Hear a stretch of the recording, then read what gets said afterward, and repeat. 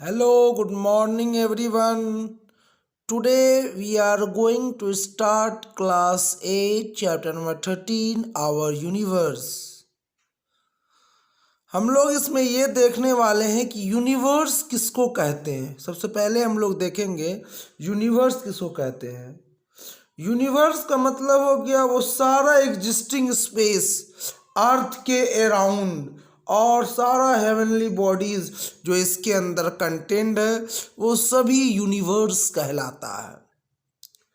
जितनी भी चीज़ें हैं अर्थ के चारों तरफ, अर्थ के अराउंड सारा स्पेस और भी दूसरा हेवनली बॉडीज, वो सभी जो है यूनिवर्स कहलाता है। सन हुआ, स्टार हो गया, मून हो गया और जो भी चीज़ें हैं। तो फिर ये सेलेस्टियल बॉडीज या फिर ये हेवनली बॉडीज क्या होता है? वो सारा नेचुरल बॉडीज, यानी कि वो सारा बॉडीज, वो सारा चीज़ जिसको कि नेचर को में हमारे गॉड बनाए हैं, नेचर बनाया है ना, उसको हम लोग हेवनली बॉडीज या सेलेस्टियल बॉडीज कहते हैं।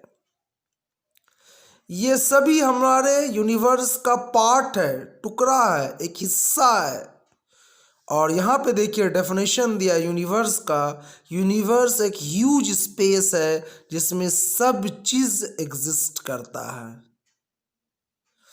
जो हम लोग सेलेस्टियल बॉडीज देख रहे हैं वो सब एक टुकड़ा, एक पार्ट है इस पूरे यूनिवर्स का। और एक कारण कि हम लोग सभी चीज़ों को क्यों नहीं देख पा रहे हैं या इतनी छोटी चीज़ों को ही क्यों देख पा रहे हैं, इसका कारण ये है कि ये हम लोगों से बहुत दूर है। यानी कि सेलेस्टियल बॉडीज, हेवनली बॉडीज हम लोगों से बहुत दूर है। इस यूनिवर्स में जो भी और चीज़ें हैं वो हम लोगों से बहुत दूर है, इसलिए हम लोग उसको नहीं देख पा रहे हैं। नेक्स्ट है हम लोगों का नेक्स्ट पार्ट। यहाँ पर हम लोगों को दिया गया है कि to measure the large distances in the universe scientist use a unit of length called the light year. तो लाइट ईयर क्या है? हमारे साइंटिस्ट लोग, वैज्ञानिक लोग बड़े बड़े दूरी को, डिस्टेंस को यूनिवर्स में नापने के लिए एक यूनिट का इस्तेमाल करते हैं, उसको हम लोग लाइट ईयर कहते हैं। देखिए लाइट का जो स्पीड है वो 3×10⁸ मीटर पर सेकंड है। या हम लोग कहते हैं कि लाइट जो है 9.46 ट्रिलियन किलोमीटर एक साल में जाता है। और इसी डिस्टेंस को हम लोग 1 लाइट ईयर कहते हैं। तो 1 लाइट ईयर का क्या डेफिनेशन हो जाएगा? What is 1 light year? तो 1 light year is the distance travel by light in 1 year. 1 light year represents this huge distance, जो कि हम लोग यहाँ पर देखे अभी लगभग 9.46 ट्रिलियन किलोमीटर। और प्रॉक्सिमा सेंचुरी जो है ये स्टार सबसे क्लोजेस्ट स्टार है हमारे सोलर सिस्टम का, और ये लगभग 4.2 लाइट ईयर्स है हम लोगों से। इसका मतलब ये हुआ कि लाइट जो इस स्टार से निकल रहा है उसको हम लोगों तक पहुंचने में लगभग 4.2 लाइट ईयर्स लगेगा, 4.2 ईयर्स लगेगा, 4.2 ईयर्स लगेगा। We will study in this chapter about stars and our solar system. हम लोग अब इस चैप्टर में स्टार्स और सोलर सिस्टम के बारे में पढ़ेंगे। लेकिन उससे पहले हम लोग ये समझ लेते हैं कि ये यूनिवर्स कैसे फॉर्म हुआ। हमारे वैज्ञानिक लोगों का मानना है कि ये जो यूनिवर्स बना है वो एक मैसिव एक्सप्लोजन के बाद बना है।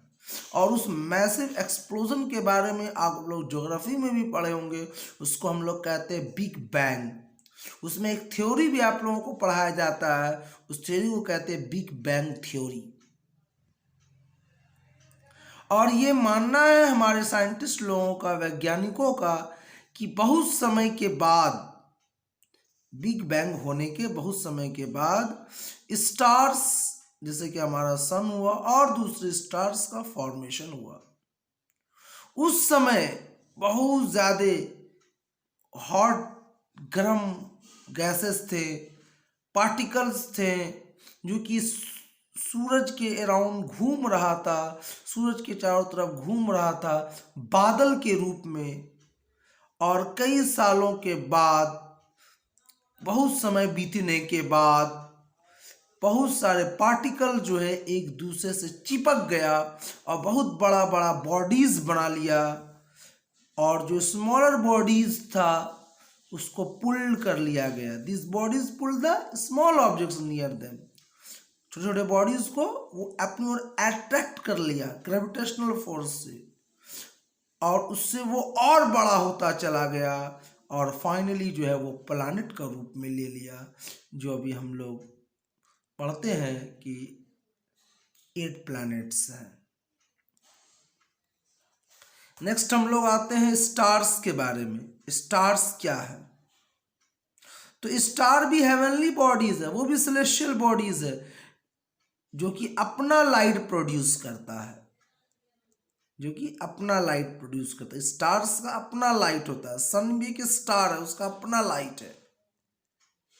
तो हम लोग चांदनी रात में आसमान में बहुत सारे तारा को टिमटिमाते हुआ देख सकते हैं, और उस समय हम लोग मून को भी देखते हैं।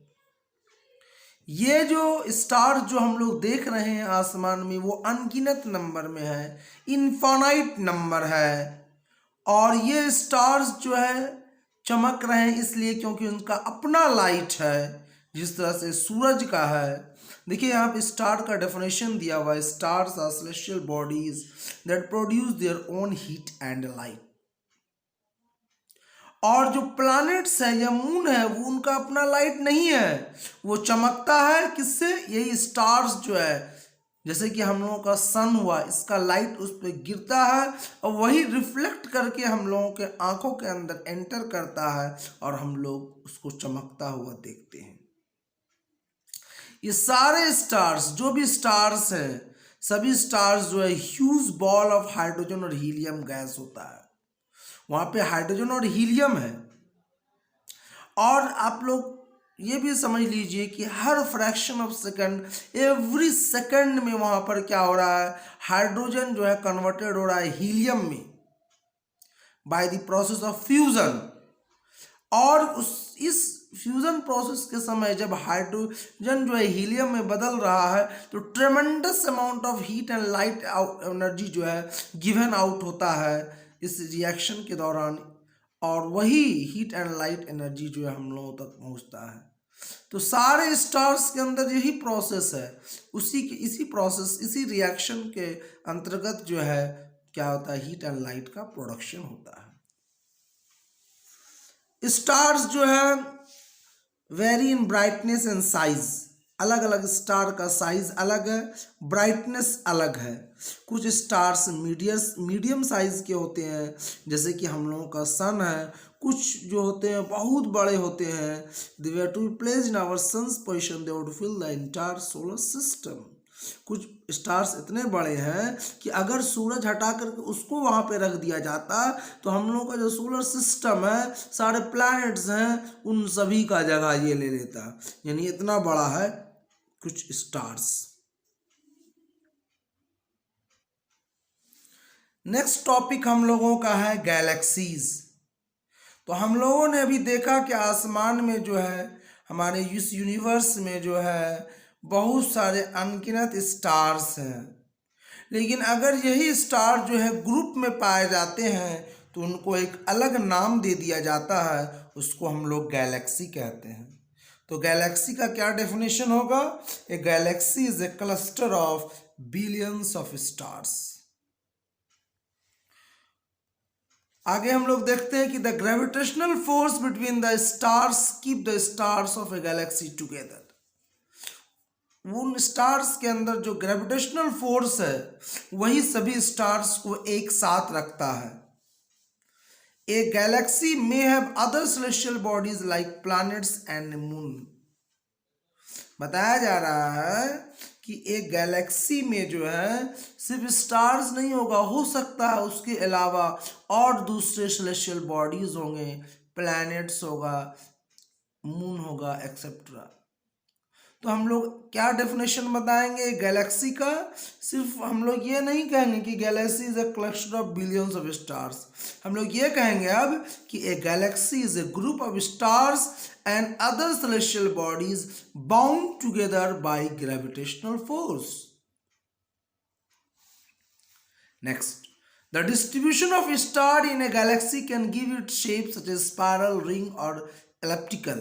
यानी अब बताया जा रहा है हम लोगों को यहाँ पर ये जो ग्रुप ऑफ स्टार्स होंगे हमारे इस यूनिवर्स में, ये हो सकता है क्या होता ही है, एक अलग अलग शेप का होता है, स्पायरल का होता है, रिंग लाइक होता है, एलिप्टिकल होता है, अलग अलग शेप का होता है। और हम लोगों का सन जो है ये एक पार्ट है स्पाइरल गैलेक्सी का, और उस गैलेक्सी को अलग नाम दिया गया है, उसको हम लोग कहते हैं मिल्की वे गैलेक्सी। क्या कहते हैं? मिल्की वे गैलेक्सी। तो इसका जो नाम पड़ा है वो मिल्की वे से पड़ा है। तो मिल्की वे क्या है? एक बैंड ऑफ स्टार्स है जिसको हम लोग क्लियर नाइट में देख सकते हैं। ये स्टार्स जो है हमारे गैलेक्सी का एक पार्ट है, एक टुकड़ा, हिस्सा है। एंशिएंट रोमन्स जो थे वो लोग कहते थे इसको बैंड ऑफ स्टार्स, गैलेक्टिका और रोड ऑफ मिल्क, और उसी से हम लोगों का ये गैलेक्सी का नाम पड़ा मिल्की वे गैलेक्सी। यहाँ पे हम लोगों को दिखाया गया है इस डायग्राम में एक रिंग ऑफ गैलेक्सी को, एक स्पाइरल गैलेक्सी को। यानी कि अभी हम लोग ऊपर में देखे थे spiral Galaxy, ring Galaxy, elliptical Galaxy. तो यहाँ पे हम लोगों को दो का शेप दिखा दिया है कि रिंग गैलेक्सी इस तरह से होगा गोल, और हम लोगों का स्पाइरल गैलेक्सी जो होगा इस तरह का डिजाइन का होगा।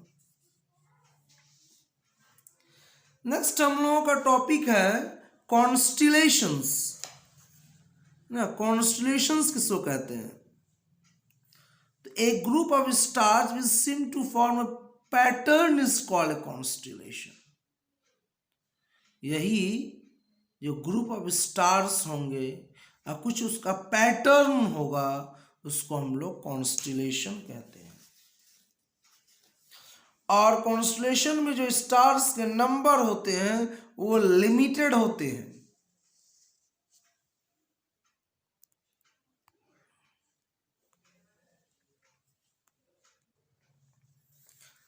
As the earth moves around the sun, we see different stars at different times of the year। जैसे अर्थ घूमता है सन के अराउंड, हम लोग क्या देखते हैं? डिफरेंट स्टार्स देखते हैं डिफरेंट समय पर उस साल के। पुराने ज़माने में, पास्ट टाइम में, एंशिएंट डेज में लोग जो है इन अलग अलग स्टार्स का अलग अलग यूज करते थे।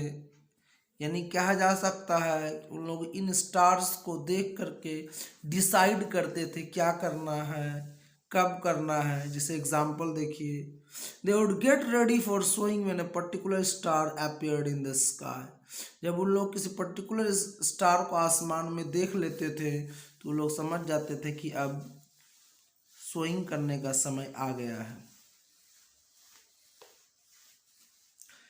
वो लोग हर एक स्टार को आइडेंटिफाई तो नहीं कर पा रहे थे, इसलिए वो लोग क्या किए, कोशिश किए ग्रुप फाइंड करने का, कि देखने लगे कि कहाँ पे ग्रुप वाला है, कोई शेप वाला है, कोई पर्टिकुलर एक साथ रहने वाला है आसमान में, और फिर उसका नाम दे दिया गया कॉन्स्टिलेशन।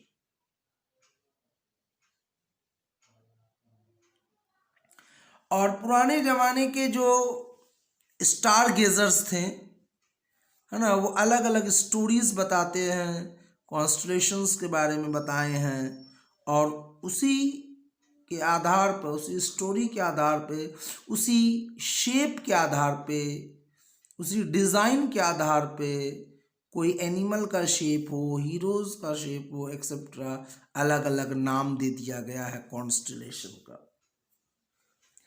जैसे कि कॉन्स्टलेशन सिग्नस का जो नाम आया है वो स्वान से आया है, लियो का लायन से आया है, टॉरस का बुल से आया है, कैंसर का क्रैब से आया है, परसिवस का एक हीरो से आया है और लिब्रा का स्केल से आया है।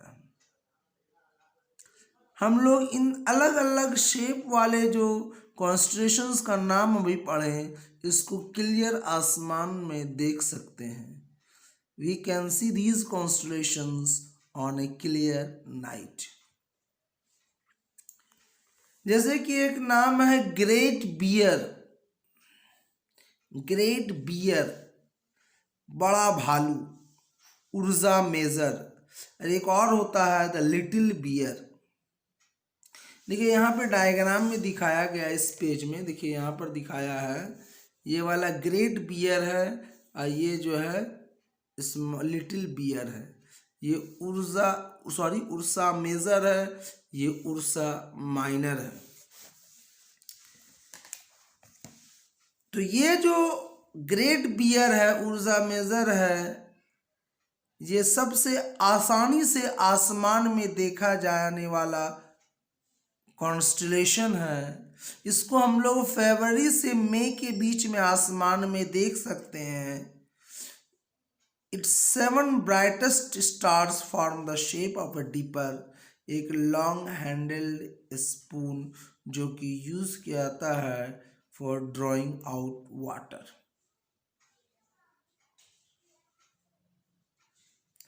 Together these are called the Big Dipper or the सप्तऋषि। सप्तऋषि कहते हैं टुगेदर ये सबको मिला करके। ये और दूसरे स्टार्स ऑफ द कॉन्स्टलेशन जो है एक बियर का शेप बना देता है। The two brightest stars of the Big Dipper are called the pointers because they point towards the pole star. The pole star lies at the tail of the bear of a small constellation called the Little Bear. देखिए बताया जा रहा है हम लोगों को यहाँ पर कि द पोल स्टार जो पाया जाता है वो एक स्मॉल बियर के टेल के पास पाया जाता है, और वो स्मॉल बियर को हम लोग लिटिल बियर या उर्सा माइनर कहते हैं। यहाँ पे देखिए, और पुराने जमाने में नॉर्थ डायरेक्शन को ट्रैवलर्स लोग फाइंड करने के लिए इसी बिग डिपर को ढूंढते थे। To find in north direction, the ancient travelers would look like for the Big Dipper and from there locate the pole star. All the stars seem to move from the east to west as the earth rotates from west to east, opposite direction. Pole star जो है अपने जगह पर fix रहता है, इसीलिए उससे direction को समझना आसान होता है। This is because it lies almost directly above the earth north pole. जहाँ पे हमारे अर्थ का नॉर्थ पोल है, ठीक लगभग उसी के ऊपर जो है आसमान में हम लोगों को ये स्टार दिखता है, उसको हम लोग पोल स्टार कहते हैं, और वो हम लोगों को बताता है कि उस डायरेक्शन में नॉर्थ है। तो ट्रैवलर्स लोग, जो लोग समुद्र में जहाज चलाते थे या चलाते हैं, अभी तो अब कॉम्पास आ गया, यूज़ करते हैं कॉम्पास से डायरेक्शन फाइंड करने में। पहले जो लोग नाव चलाते थे, जहाज चलाते थे, वो लोग इस पोल स्टार को भी यूज़ करते थे डायरेक्शन फाइंड करने के लिए, ये समझने के लिए किधर नॉर्थ पोल है। देखिए यहाँ पे हम लोगों को दिखाया गया था Big Dipper in the Great Bear, और यहाँ पे पोल स्टार।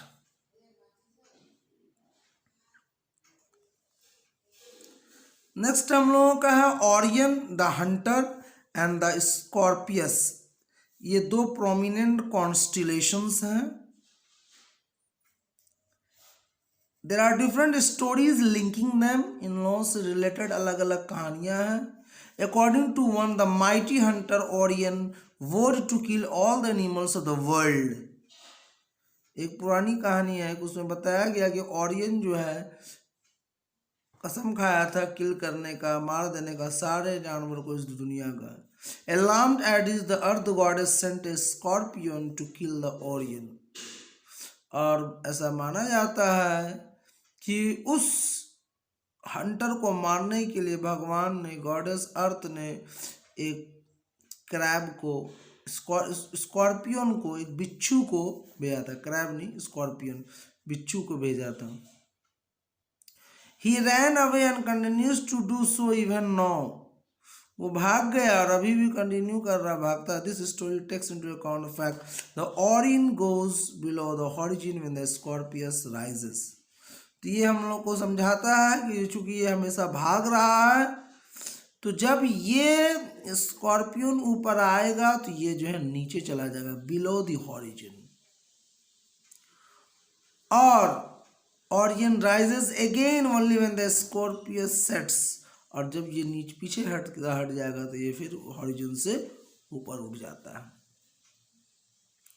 देखिए एक्सेल में ऐसा कुछ हमारे होता नहीं है, ये सारा इमेजिनरी है, इमेजिन किया हुआ है ना। हम लोग अपने कन्वीनियंस के लिए इसको जो है शेप दे दिए, उसको हम लोग अलग अलग नाम दे दिए और उसको हम लोग समझते हैं, याद रखते हैं।